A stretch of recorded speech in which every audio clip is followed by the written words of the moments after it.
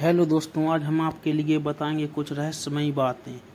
सदा जवान बने रहे श्री कृष्ण। भगवान कृष्ण का जन्म मथुरा में हुआ था। उनका बचपन गोकुल, वृंदावन, नंदगांव, बरसाना आदि जगहों पर बीता।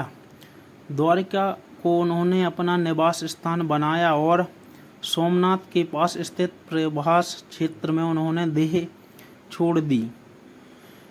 दरअसल भगवान कृष्ण इसी प्रभाव क्षेत्र में अपने कुल का नाश देखकर बहुत व्यथित हो गए थे।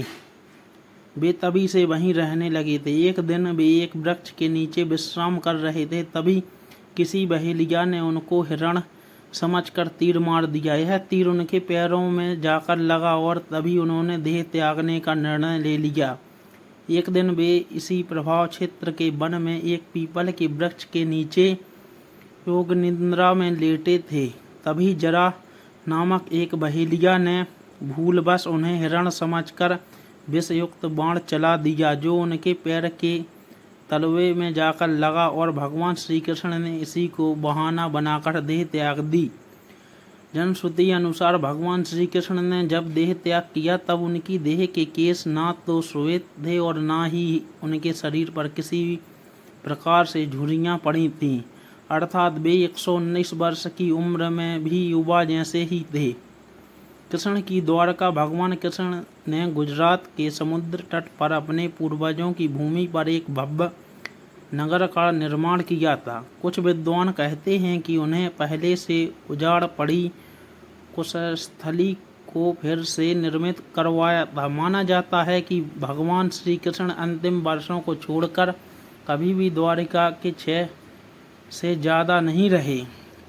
जो भी हो, श्री कृष्ण की इस नगरी को विश्वकर्मा और मैं दानव ने मिलकर बनाया था। विश्वकर्मा देवताओं के और मैं दानव असुरों के इंजीनियर थे। दोनों ही राम के काल में भी थे।